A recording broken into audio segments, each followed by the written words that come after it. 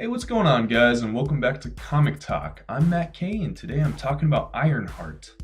If you want to catch up on this comic run, go ahead and click the link in the top corner of the screen. Other than that, quick recap, Riri Williams is the newest Iron person in the Marvel Universe, possibly smarter than Tony Stark, and younger to boot.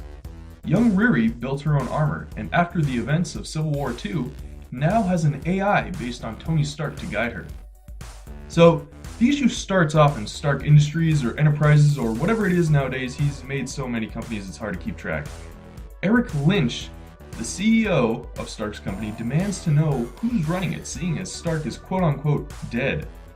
Mary Jane Watson, who is Stark's assistant, yes, that's a thing, and his AI Friday inform Lynch that his biological mother is running the company. That's also a thing. Tony Stark is adopted. He meets Amanda Armstrong, Tony Stark's mom, and as it turns out, is a huge fan. She takes care of Lynch, who I guess is so starstruck, he doesn't question the qualifications of a musician to run a multi-million-dollar business. After he leaves, Amanda gives the order to Friday to basically run the company for her while she spends her comatose son's money on good things, like charity. We jump back to Riri, who's finally finished creating her updated Iron Man armor and discussing with the Tony AI what her name should be. They banter back and forth about gender identifiers and Tony cracks a lame joke. I'm pretty curious about how this AI tech works. Is there something projecting the light that makes up his hologram, or is he essentially like a ghost? Not too sure. Anyways, she suits up for the first time. We get some pages talking about her and Natalie while she takes down some baddies like the Rhino, some world-ending monster, and teams up with Miles Morales, Spider-Man, against the Chitauri. Finally, they settle in a rooftop where Riri explains to Tony how her stepdad and Natalie were shot right in the heart, and Tony comes up with the name Ironheart. Bam! Pepper Potts then appears and they get introduced to each other before Riri asks Pepper what happened to Tony and Pepper, why'd they stop talking. She dodges the question and asks Riri if she knows what she's doing before their armor gets ripped off by the Tech Ninjas from the last volume.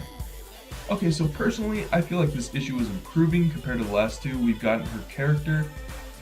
She's not bad. I just feel like she's being inserted as a hero who's been doing the job for a couple of years instead of making it a learning experience.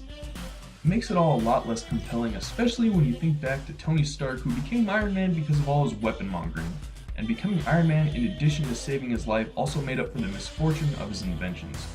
While Riri's friend and her stepfather were random victims, it's not that that isn't tragic, but it just doesn't factor into her story of adopting the Iron Man mantle.